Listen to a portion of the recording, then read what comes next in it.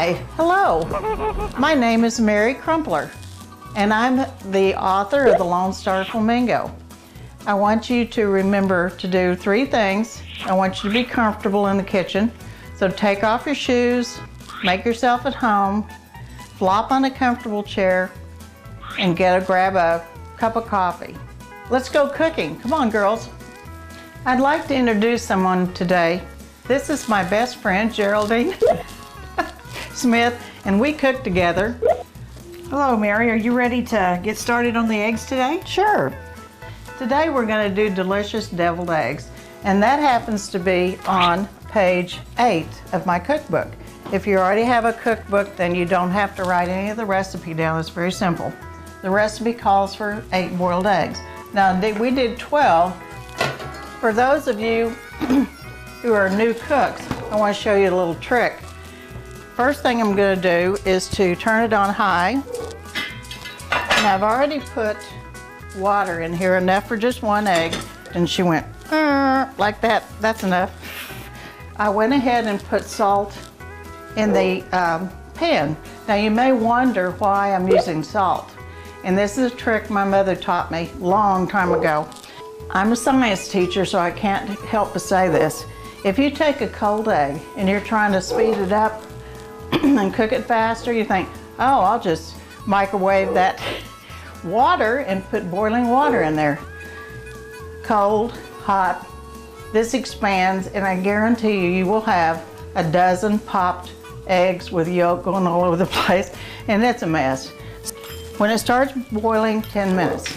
Now we're going to take these eggs and we're going to crack them.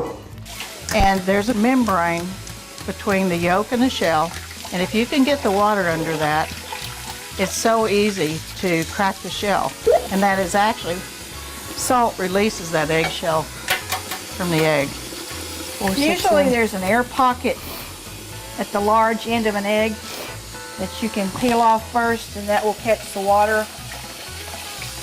And you can find your membrane easily that way. So much for my scientific stuff. If you put a paper towel on the cabinet, then it doesn't slide. And I can't say I haven't done that. My mother's house chased eggs everywhere. But you just take a knife, and I'm gonna cut it in half, not this direction, but this direction. Okay. Whoops, there. That's a keeper. That'll be for the dog. Sorry, I don't pick it off the floor. Okay, do you want to cut the rest of them? Okay. Now I want to show you a little trick. Let me move over. This is a bowl. We're just going to put the egg yolks in, okay?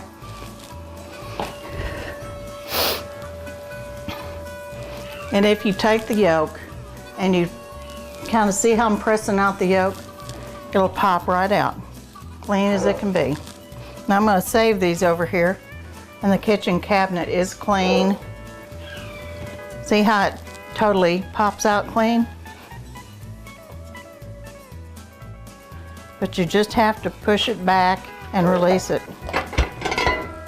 Now see, this one has a little crack. We may have to eat that one, Geraldine. Roscoe's barking for that one. Yes. Sorry, if you hear a dog barking, he's 18 years old and he doesn't know any better. And he's spoiled rotten. Can you believe that noise?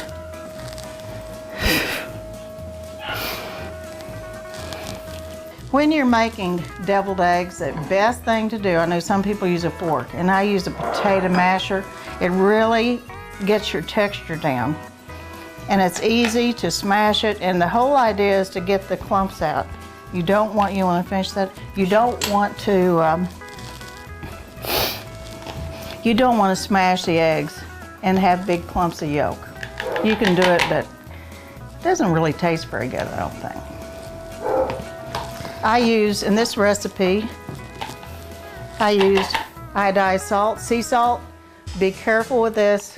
When you're cooking, you must taste, because this is very concentrated, and if you're not careful, it gets too salty. It's because it's very strong. It's healthy, but it's strong. And then, of course, I put in black pepper and mustard seed. It's actually a fine powder. It looks like flour, but it's ground up mustard seed. And you think, well, I use mustard. Okay, I'm gonna show you something in just a minute.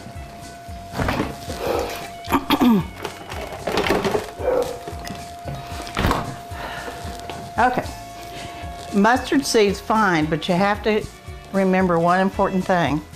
Mustard ingredients are mustard seed and vinegar. If you're gonna use this, you better hold off on the vinegar and back off, or you're gonna taste vinegar. It's gonna be a real bittery wang. So, I like to use, instead of white vinegar, my recipe book calls for white vinegar, but I'm using balsamic vinegar. It has a real sweet taste. It's got a little bit of a vinegar taste, but it's not as bitey as white vinegar. You can use both and get by. You could even use mustard, but you better back off the vinegar. And also Worcestershire sauce. I've cooked there for years. It has usually a paper bag around it. It's easy to find. There's 1 tablespoon of white vinegar or balsamic vinegar, 1 teaspoon of dry mustard, and that's powdered, not mustard. 1½ teaspoons of Worcestershire sauce, 3/4 of a teaspoon of salt, but back off or you're gonna get it too salty. 1/8 of a teaspoon of pepper, and the paprika and dill goes on top. And I want to emphasize something, and I've said it all the way through the cookbook. You have got to taste, taste, and taste. If you taste it and it doesn't taste right, maybe it needs a little vinegar, maybe more mayonnaise. It shouldn't be dry, it should be creamy.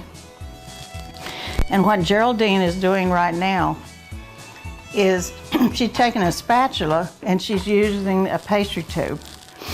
Can I see that for just a second? Sure. You want to spill? Okay, don't be afraid of it.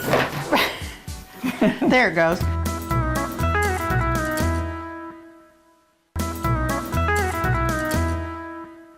Okay, don't be afraid of a... There it goes. Don't be afraid of a pastry tube. It's the same thing you decorate cakes with. And to keep from making a terrible mess, if you'll push that down like she had before and push it over your hand, you can feed it in, pull it back up, and you don't have to make a mess. So that's a cake decorator's thing. That's how all those people that decorate cakes don't make mistakes. Now, this is a coupler, and that tube is interchangeable. As you can see the tube, it's got kind of it looks fancy for deviled eggs. You usually want to pick a big tube because you do have eggs in there. So Geraldine's going to take the it's going to take the deviled egg mixture. You twist it and tighten it up, and then gently. I would advise kids not to try this, or you will end up with eggs all over the kitchen. But see how pretty it looks? Now this is for a fancy thing. If you're making a normal family and you're just making deviled eggs for, forget the pastry tube and just scoop it out of a bowl with a spoon and use it to dab it in it, and it looks just fine. And I want to show you something. I'm going to test it. And this is, my mother taught me how to do this. And if you take a boiled egg and you raise it down and bring it back, do you see how there's no water on the egg anymore? Can you see that? Okay, I'm gonna do it one more time. Watch the steam, because it does burn. I would avoid using a child with this because you have boiling water. Bring it up and bring it down, and it's totally dry. That means the egg's done. So, it was probably boiling longer. But it usually takes 10 minutes, and this is just one egg. Now I'm going to take it over here like I did with the other boiled eggs. Drain the water, and I'm going to pour cold water in there so it'll cool down a little bit. And we can go ahead and crack it when it gets a little bit cooler. And this is a small egg, and that's something else that you have to work with. When you're making deviled eggs, remember, I use jumbo eggs. If you get a small egg, you're gonna have an itty bitty yolk. And so you're not gonna be able to stuff as many eggs. I like to use jumbo on this recipe. All right, now the last thing we're gonna do is paprikas in the recipe, and that's just sprinkled lightly over the eggs. Now, dill does not have a lot of ingredients. It doesn't taste like a dill pickle. It's a dill weed. It's a real gentle, soft herb, and it looks good. I especially like using this around Easter because it looks like grass. Gotta be gentle. Sometimes it'll come out all at once. Okay, I'm showing a dishwasher. We started off empty. Always when you're cooking a big meal, start off empty. Now, Geraldine's main job is not to clean the dishwasher. I am the type of person I like to clean as I go. Getting Roscoe's eggs ready for him. Yeah. That's his supper. He'll be thrilled that I dropped a couple of them. Anyway, sometimes I use cilantro or parsley. You can always go around and stick it in between like this. Hide your trees. So I can play with that. And it works pretty well. And it looks a little bit more attractive. You really don't want the stems to show. If I wasn't a little short on time, I'd make it look prettier. But you know, you're a cook, you can do it. A lot of stores will dress up something to make it look more appetizing. So, I rest my case. That's a simple, or sometimes you can even put a blob of parsley in each egg. Although, I don't really like the taste of parsley on deviled egg, but you know, you can doll them up a little bit. Also, as a note, you can, if you're really going to a fancy party, you can get the little cocktail shrimp, the tiny little baby shrimp that are frozen. They're all ready to eat. And I could not find any in this store. It's kind of a seasonal thing, but if you have the, that's nice to top shrimp on top, that looks pretty. I've used olives, green pepper. You can dress them up, depending on how fancy the party is you're going to. If it's your family, just put it on the table, they'll disappear. Come on, Roscoe. Now this is what we do with leftovers. If they've dropped on the floor, and he can see it. You want an egg? Good boy. We'll have to sweep it. You want another one? Can you sit down? Sit. Roscoe, sit. See, he minds me real well. Sit. Can you sit down? Sit. Sit, Roscoe. Sit. Oh well. We've had him around forever, and he loves me. Don't you, Roscoe? Bye-bye.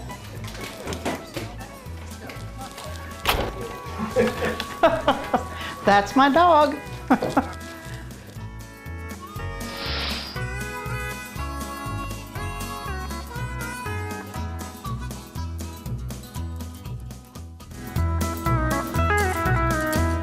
Cooking with the Lone Star Flamingo, starring Mary Crumpler, is in part brought to you by Gary and Trudy Hilliard.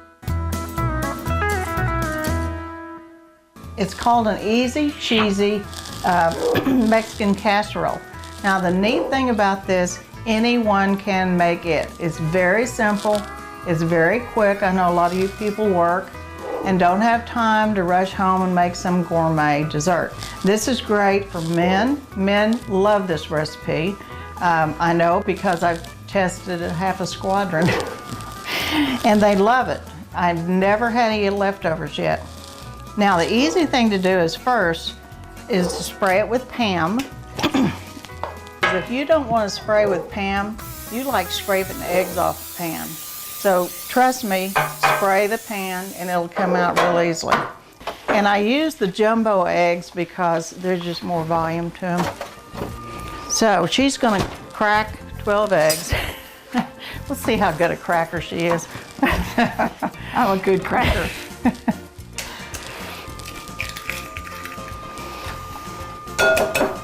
I practiced, and I can crack an egg with one hand. I'll show you. You knock it on the side of, for all of you who have trouble with a hand, you poke it on the egg, break it open, and plop it out. Isn't that slick? Mary's good at that.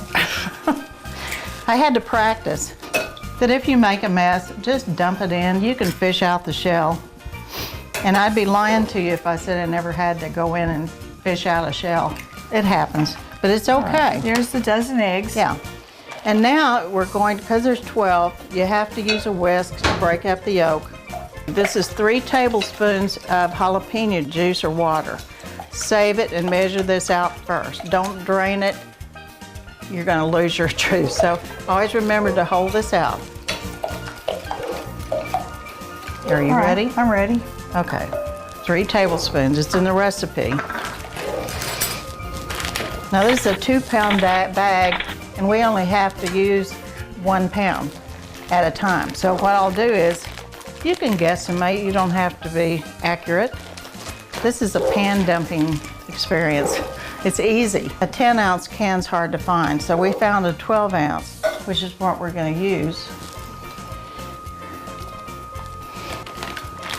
Okay, now normally, she would have gone ahead and spread half of the jalapenos, but I don't want to fish them out. So we're going to go like they are. Now the next thing you do is put half of the cheese in, so you want to layer it. If you forget to put the jalapenos in, it's okay. But the instructions on the recipe show that half of the jalapenos go on top, then the cheese. Smooth it out. Let's put a little bit more. A little more? Okay. Yeah. It should cover all the pans. And by the way, I'm going to turn on the oven while I'm thinking about it and let it heat up. There. To 350. Okay. Okay, now she can pull the 12 eggs on top of the cheese. Now this is a little unorthodox, but it works. It's okay. Don't have a kitten. No one will know. Every man will not care where the jalapenos are. Try and spread them around a little bit. Yeah, spread them around so you don't get 10 at one time.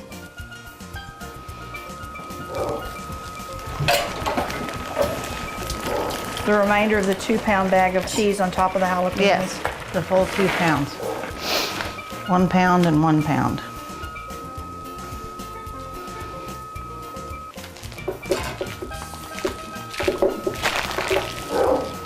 I'm only going to use about half of that because we use a whole 12-ounce jalapenos can. And this might be a little spicier, but most guys don't care. It's good. It's a great appetizer with beer, cold beer.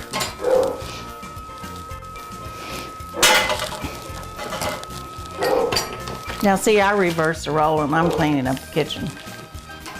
Okay, now we're totally finished with the recipe. Hadn't taken too many minutes to do it. I've got a 350-degree oven, and we're going to open the oven up. And this takes about 30 to 45 minutes. And I want you to be careful when you're cooking to take, and I'm jumping it up a little bit, but when it gets about 30 minutes or so, you know and I know ovens are different. I've had ovens that cook like ridiculously hot, and then some, when I got the newer oven, I had to adjust the temperature. So this is usually about 45 minutes. Whoops, I gotta get another one. But anyway, I've got one we already made. Due to modern technology, we made one up ahead. And I want to show you something. If you look at the, I lost my toothpick. Okay, I want you to watch. If this casserole is not done, it's going to come out wet. And usually you'll see some egg or something hanging onto the toothpick. That's a clean toothpick. That tells me the center is done. If the center of the pan is done, chances are everything else is. And also, the egg will pull away from the pan. So that's a good sign. And see how it browned a little bit? That's good. Now this is still warm. Geraldine, could you go ahead and cut it up? Sure. All you have to do is let it sit for about 10 minutes, cut it into slices, and serve it on a pretty pan. It won't slide around like an egg would. In fact, some of the camera crew is going to get to taste it. So if they show up dead tomorrow, you'll know they weren't any good. Would you like to taste one? They're good. They smell good. 45 minutes. I usually like to do 45 minutes because we're doing 12 large eggs, so that's a lot of liquid. You have to keep in mind that the more you double a recipe, you're going to have to extend the length of the time. And that's okay, just watch it. And don't pull it out in 30 minutes because that's what the cookbook said. If you're using 8 eggs, that's maybe not as long. But I used 12 jumbo eggs, so that's what you end up with. Okay, let me show you the end results. There you are. So please come back and join us and enjoy. Good night. Peace be with you, Mom. Okay.